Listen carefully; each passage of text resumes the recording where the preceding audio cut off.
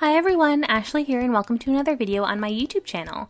Today I'm sharing how to make this fun, magical themed holiday card which features soft snowflakes. Yes, those snowflakes are soft, the texture is awesome, and I can't wait to show you how I made them. They're actually made with a material called flocking, so I will get to that later in the video for sure. So without further ado, let's get into it. I'm starting by blending that background, and I'm using 3 different colors of Distress Oxide ink for this. The first is Blueprint Sketch, which is that beautiful royal blue. The second will be Evergreen Bow, which is the darker green, and the third will be Cracked Pistachio, which is that light green. And I'm sort of just blending them onto this piece of Strathmore Bristol Smooth cardstock, which is my favorite cardstock for blending, with some ink blending tools. And these are from Ranger or Tim Holtz. I'm just blending on the colors horizontally in stripes, so starting with the blue at the top, then moving into the 2 greens, and sort of just going back and forth between the colors to make sure I have a really good blend going between them. And these Distress Oxide inks just blend so nicely that it's really not hard at all to get that beautiful blend. I just left a bit of space at the bottom because I knew that I was going to be covering that up with sort of a cloudy piece of cardstock anyway. Okay, so now it's time to get to the stenciling, and I'm using this Lawn Fawn stencil which has these beautiful big snowflakes. And by the way, if you're curious about the names of any of the products that I'm using in this video, check in that description box below the video to see exactly what the name of that product is. I've listed them all down there. So what I'm spreading on over the stencil here is called Deco Foil Transfer Gel. And it's just a clear gel that dries to be really sticky, and it's usually used for foiling with sort of that shiny foil material. So I'm just spreading it on so it's on in a nice thin layer, and then once I take the stencil off, this is what it looks like. It looks white at first because it hasn't dried yet, but I'm going to put that aside to dry. And then when I come back after it's dried, you can see that it's shiny and clear just like this. So you do want to wait until it's clear before you move on to the next step. So here is that flock that I mentioned, and it's sort of that soft textured white substance. So what I did is the flock is facing up, and then I put my cardstock facing down right on top of it. So the flock material is facing inwards towards your inked panel with that Deco Transfer Gel on it. I put the whole sandwich in a piece of parchment paper. So this is just a piece of parchment paper I took from my kitchen and folded it in half. And then I can put that whole sandwich right into a laminator machine. And this laminator machine was very inexpensive. I got it on Amazon, I think.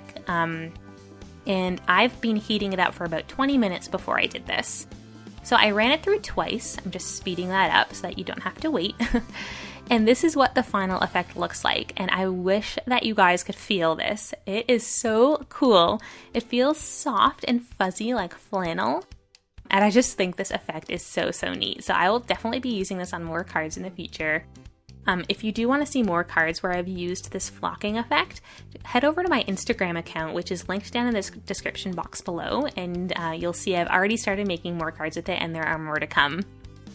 So now that the background is done, it's time to stamp out and color those images that I'm going to be placing onto it. So for this, I stamped out a bunch of the dragons.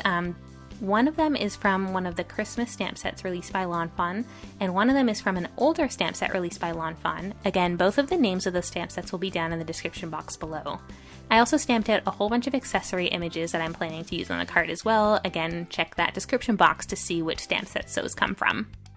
I stamped these in a black Copic-friendly ink. I used My Favorite Things Extreme Black ink onto some Neenah Solar White paper.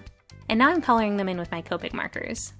As you can see, I had already colored in a couple dragons in that purple and yellow color, but then I decided that those were not Christmassy enough for me. They didn't really speak holiday to me, so I decided that I wanted to color in a couple more in this sort of more typical Christmas color theme, which is red and green. So I stamped out a couple more, and don't worry, I will be saving those purple and yellow dragons, and I will be using them on other cards in the future, so they will not be going to waste. I just decided I wanted to go in a different direction for this card.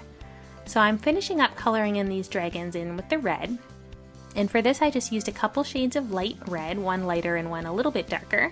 And I put the darker shade first in areas where I thought there should be more shadow, and the lighter shade I used to blend that out. And then I did go back and accentuate with one more layer of the dark shade at the end just to add that final layer of dimension. In the areas where I thought it should be lightest, I actually just left it blank and I blended it a little bit at the edges with the colorless blender, which is Copic Marker 0. and that just sort of softens the edges so that it's not so stark. For some of the accents of the dragons, I use darker reds as well as grays and greens to kind of tie in, like I said, that kind of traditional Christmassy color vibe. So then I'm just going ahead and coloring in the rest of these accessory images, and for each one I really just do use the same technique as I do on most of my images, and that is to start with a dark shade, blend that out with a lighter shade, and then come back in with the darker shade one last time to add one more layer of dimension. And I am just using a combination of, again, kind of more very traditional Christmassy colors, so we've got reds, greens, and yellows to kind of complete all of these little accessory images. While I'm finishing up the coloring here, I do have a question for you guys as viewers. I've gotten some feedback recently that the background music that I play on my videos is a little bit distracting. I do like the background music, but I definitely understand that it can be distracting. So I was just wondering, for anyone watching this video, what do you think about the background music? Do you like it? Do you hate it? Are you indifferent? Whatever your opinion is, I would love to hear it down in the comments below, and it will definitely help me make these videos continually better for you guys, and that's really the whole point of this, is to make the videos as good as they can be for whoever is watching them. So thank you in advance for any feedback that you can provide on that.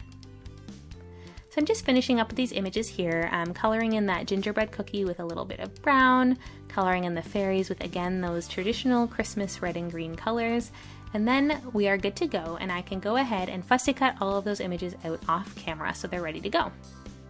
For the sentiment, I decided I wanted to emboss part of it onto some pearlescent vellum, so I'm just using some Versamark ink to stamp that sentiment out onto the pearlescent vellum, and then I can take some silver embossing powder and just put it right on top of where I had stamped, shake off the excess, and there you go, it says Magical Holiday. And I'm going to be using a big scripty word die, Wishes, to finish off that sentiment, so it'll say Magical Holiday Wishes. So I've gone ahead and heat set that embossing powder and cut that down into a small rectangular strip. And I've also gone ahead and die cut that word Wishes, like I mentioned, out of some red sparkly paper. As a background, I decided to use some red stripy paper, which I've cut to the same size as the card base and glued it down. I also cut down that inked panel to be slightly smaller than the card base so that it will show that red stripy border behind it. Finally, I've gone ahead and die cut a piece of white sparkly paper using the Lawn Fawn Puffy Cloud border die, which I'll be placing at the bottom of that panel with some liquid glue. So those are sort of all of the pieces that I went ahead and assembled off camera, and now I can put them all together. Like you just saw, I also put together those sort of images that I had stamped out to go with the dragons, so I put a couple of hats on the dragon's head and a few little things in their hands. I put a cookie in one and a candy cane in the other, and that I just put those together with a few little dabs of liquid glue. And I like to use liquid multi-medium matte for that because I find that that glue dries matte, not shiny, so that if any does squeeze out, you end up not seeing it because it's matte, which is really nice. For the sentiment banner, I just put a few pieces, or a couple pieces of double-sided tape on either end, and then I just folded those ends behind the panel. And this way you don't even see the adhesive behind the vellum because it's behind the card panel. I do usually add one more little piece of adhesive right behind the sentiment underneath that strip, just to really hold it down in the middle and kind of anchor it down. But again, you don't really notice it because it's behind the words, so I find that that works out well. So I am just putting a couple pieces of adhesive behind that sentiment banner, and then the next step is to tape that whole panel onto some fun foam so that the whole thing is elevated from the card base. And when I'm using fun foam, I do like to use double-sided tape. I find that it just adheres to that fun foam a lot better than liquid glue. So I just put some double-sided tape onto both sides of this piece of fun foam, and then I can put one side onto the back of the card panel and then the other side down onto the card base. Finally, it's time to start putting the whole rest of the card together in all of the little images. So for this Wishes scripty word die, I just added a few little dots of liquid glue to the back and just stuck it down to the card panel. And once I've done that, I just use an acrylic block to really adhere it down properly and weigh it down until it's completely dry so that it really sticks. I find this is a nice, easy method to really make sure that intricate dies really stick to your card panel. For the rest of the images, I knew that I wanted to kind of stick them up with some foam squares to add dimension. So I went ahead and just put some foam squares onto the back of all the images, and then I can just pull off the release paper one by one and just stick them down. So I'm just doing that for all the little accessory images here as well. For some of them, I just added some double-sided tape if I didn't want them to be sort of dimensional, and then I could stick them down that way as well. As a final touch, I'm just adding some white sequins around the whole panel just as an extra little touch of embellishment, and I'm just adding a little dab of liquid glue behind each one to stick it down. Finally, I'm just using a Wink of Stella glitter brush pen to add some extra sparkle to those dragons, which I think is really fun, and it's an effect that you can really see in real life a lot better, and you'll see that hopefully when I turn the card on the light in a few moments. So that is it for the card. That is the final card.